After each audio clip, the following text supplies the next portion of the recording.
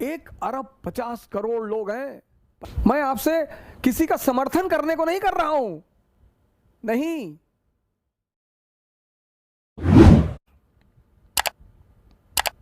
1 अरब 50 करोड़ लोग हैं। 25 तो ऑफिशियली है, 25 जो अगल बगल से भाग आए हैं। दूसरी बात, मैं निरंतर अपील करता हूं आपसे कि सर, पॉजिटिविटी सर। आप में से एक हमारी किसी बहन ने मुझे मैसेज किया कि हमारे भाई की डेथ हो गई है, हम परेशान हैं, किसी के मां का बेटा मर गया है। मैं समझ सकता हूं सर।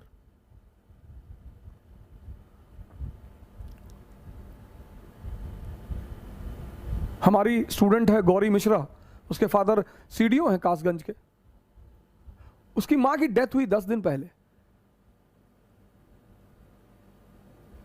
10 दिन या 4-5 दिन पहले की बात है। मैंने इस 4-5 दिन फोन नहीं किया, फिर उसी का फोन आया। मैंने कहा मैं क्या करता। अपनों की मृत्यु का दर्द इतना बड़ा है ना कि उसमें आप किसी व्यक्ति से कुछ कह ही नहीं सकते। और जब इस तरह की मौत हो रही हो, लेकिन सर पॉजिटिव आप नहीं कर, जिस मैं देख रहा हूं कुछ लोगों को लाशों की जल चिताओं की डीपी बना ली उन्होंने। सर आपको पता है आप क्या कर रहे हैं?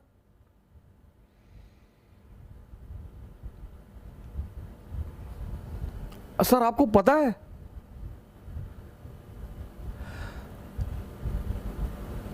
च्वांगसू बहुत बड़ा संत हुआ चाइना का। च्वांगसू चाइना छोटे छोटे राज्यों में बटा हुआ था उस वक्त। तो एक राज्य दूसरे राज्य पर, च्वांगसू जिस राज्य में था वो छोटा सा राज्य था, तो उसके बगल वाला जो बड़ा राज्य था, बड़ा ताकतवर राज्य था, जो इसके राज्य का मित्र था, उसने पता नहीं किसी बात पे नाराजगी हुई और उस ताकतवर राज्य ने च्वांगसू के राज्य पर हमला कर दिया। अब राजा को तो पता था कि यार हम तो गए, छोटा सा राज्य। अब 1856 में झांसी रानी लक्ष्मीबाई कि हम क्यों इतना महिमा मंडन करते हैं, छोटा सा बिंदी भर का राज्य, बिंदी भर का, जिन अंग्रेजों की सत्ता पूरे भारत में स्थापित हो चुकी है, वो उनसे लड़ रही हैं। क्या हिम्मत रही होगी, क्या निश्चित तौर पर वो महिला उतार रही होगी।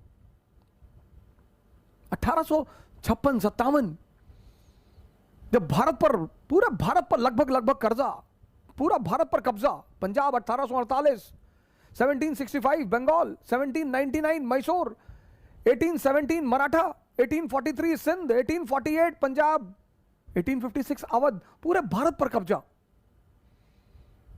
और वो छोटी सी झांसी की रानी लड़ रही है। वो दम है सर। ऐसे ही कुछ मसला था। एक झांसी जैसा स्टेट और एक ईस्ट इंडिया कंपनी जैसे स्टेट ने च्वांगसू के राज्य पर हमला कर दिया। च्वांगसू का जो राज्य का वजीर था वो च्वांगसू से बड़ा प्रभावित रहता था, कभी कभी मिलने आता था कि सरकार, राजा महाराजा भी साधु संगत में कभी कभी बैठते हैं, थोड़ा सा आनंद लेते हैं। तो वजीर ने राजा से कहा कि यार यहां एक संत रहता है, मैं जब भी फंसता हूं ना मैं उससे राय लेता हूं और आज तक राय गड़बड़ नहीं हुई। राजा ने कहा ले लो, अब तो मरना वैसे भी है, ले लो। वजीर आया च्वांगसू के पास, कहा यार ऐसी ऐसी बात है, अगला राज्य तो सुनने को तैयार नहीं, लड़ाई तो होगी और हम मरेंगे।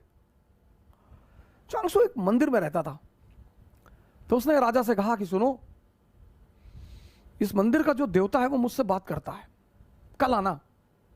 और मुझसे वो रात में ही अकेले में बात करता है, कल आना, कल पूछ के बता दूंगा कि तुम्हारा क्या होगा। ठीक। दूसरे दिन वो वजीर आया मिलने, च्वांगसू ने कहा जाओ, विजय तुम्हारी ही होगी, और इस भगवान ने मुझसे आज तक जो जो कहा कभी कुछ टला नहीं, और अगर ये टल गया तो तुम मुझे सजाए मौत दे देना। राजा खड़ा, सेनापति खड़ा, वजीर खड़ा कि अच्छा भगवान ने कहा, बोले भगवान ने कहा।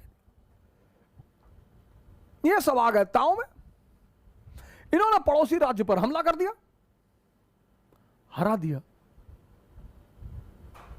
सर ये होती पॉजिटिविटी की ताकत।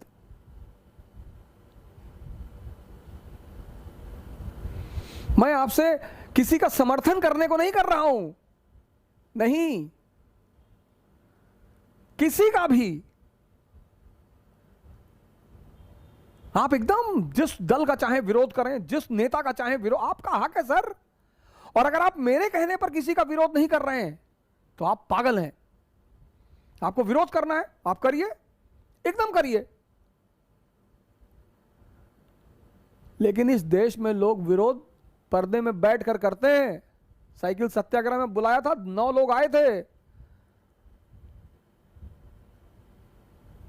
आए तो 17 लोग, 18 लोग थे, बाकी लोग भाग गए 20 किलोमीटर के बाद। 700 किलोमीटर साइकिल चलाने में हालत खराब हो गई थी सर सबकी। कोरोना का पीक चल रहा था। मेरी भी 3 बच्चे हैं सर।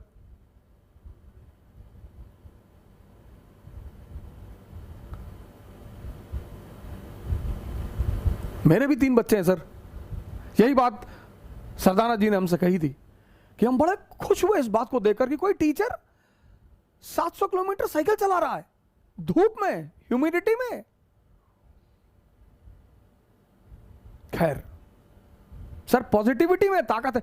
तो राजा जब जीत कर लौट रहा था तो राजा ने अपने वजीर से कहा कि चलो यार चौंगसू को थैंक यू तो बोल दें, कुछ तोहफा तो दे दें।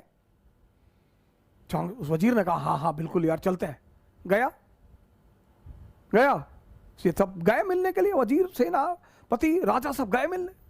बुलाया चौंगसू को कि सरकार हम जीत गए। हाँ, बोले जीत गए तो हमें क्यों बताने आए हो, जाओ यहां से। अरे बोले नहीं सरकार, आपको धन्यवाद कहने आए। बोले हमें काहे का धन्यवाद कहने आए हो, लड़े तुम, मेहनत तुमने की, हमें क्यों धन्यवाद कहने आए हो।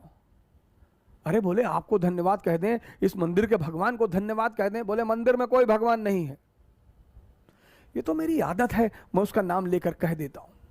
वो तो तुम जीत गए, तुम्हारी किस्मत। सर ये है पॉजिटिविटी की ताकत। कौन मरेगा कौन जिएगा ये किसी को नहीं पता सर,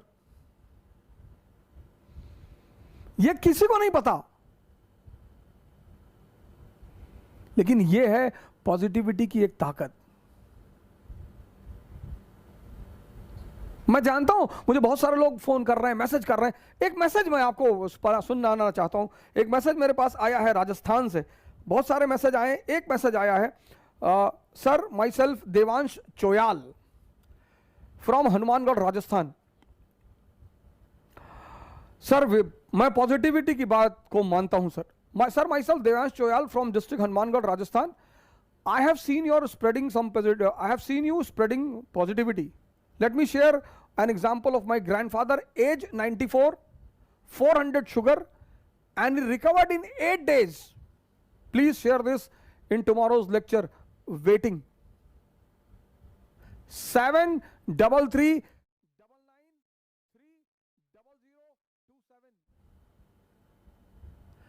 94 एज, 400 शुगर। सर ये देखो सर, सर ये एक मैसेज नहीं है सर, सर ये एक मैसेज नहीं है। अगर मैं पढ़ने लगूंगा ऐसे 50 मैसेज हैं सर।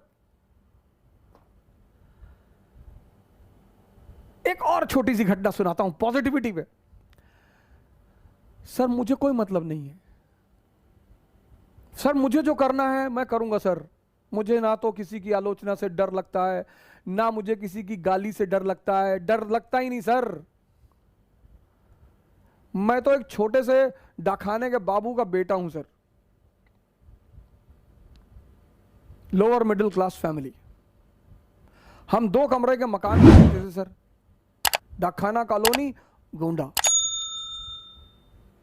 भगवान ने सर पे हाथ रख दिया सर, चीजें समझ में आने लगी। हम कोई राजा घर में थोड़ी पैदा हुए सर कि हम कंटेसा पे चलते थे, कि हम ऐसा करते, नहीं नहीं सर। मेरे पिताजी मुझसे कहते थे शिक्षा का काम नौकर बनाना नहीं है, शिक्षा का काम है दिमाग को जिंदा करना, कनेक्टिविटी सिखाना, सोचना सिखाना।